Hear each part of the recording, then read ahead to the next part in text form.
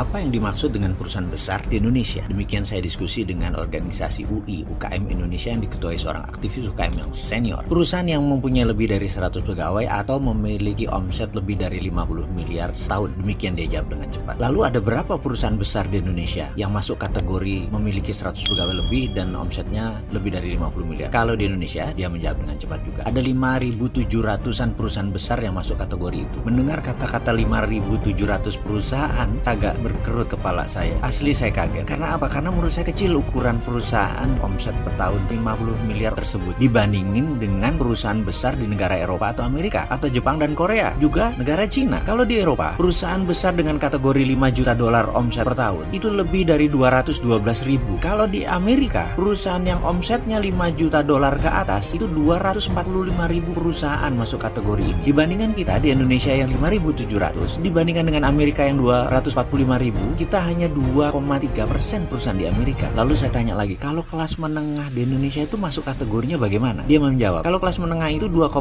miliar sampai 50 miliar omset setahunnya. Saya tanya lagi, ada berapa perusahaan di Indonesia? Perusahaan di Indonesia ada 77 ribu yang masuk kategori kelas menengah. Saya sekali lagi terkaget dengan angka tersebut, karena perusahaan tersebut 77 ribu itu di Singapura juga perusahaan kelas menengahnya 77 ribu, tapi penduduk Singapura hanya 2% penduduk Indonesia. Sekali lagi saya hanya berpikir, kok bisa ya? Indonesia masih lemah berarti secara ekonomi swastanya. Kedepan saya pikir saya nggak maulah diskusi tentang BUMN, karena BUMN itu rasanya hanya berjalan baik di negara sosialis komunis seperti Cina. BUMN Malaysia, BUMN Singapura itu bukan di bawah kementerian. Yang jadi kementerian BUMN itu hanya di Indonesia dan Cina. Bayangin, aset BUMN itu 6.000 triliun kira-kira divaluasi. Hutangnya kalau nggak salah 2.000 triliun. Sebenarnya udah limit hutangnya tersebut. Dan perusahaan dengan nilai 6.000 triliun atau sekitar 400 billion dolar di Amerika itu ada ratusan. Kalau Apple aja, Alphabet itu nilainya 1.000 billion. Jauh 3 kali di atas BUMN Indonesia. Dan pemimpinnya hanya CEO biasa, bukan menteri. Kalau menteri itu kemana-mana pakai fasilitas negara, buka pintunya ada yang layani, bener-bener birokrat. Sementara di sana CEO biasa aja tuh, tidak harus kementerian. Lalu ke depan bagaimana Indonesia sebaiknya membangun? Ini adalah tantangan. Negara yang lincah membangun dan cepat tumbuhnya, biasanya pendorong terbesarnya adalah swasta. Di mana yang dibangun sektor swasta adalah selalu infrastruktur dinamis. Apa itu infrastruktur dinamis? Infrastruktur dinamis adalah industri manufaktur, produsen, dan dunia kreatif penciptaan. Jadi ada baiknya Indonesia sekarang membangun infrastruktur dinamis berbasis swasta.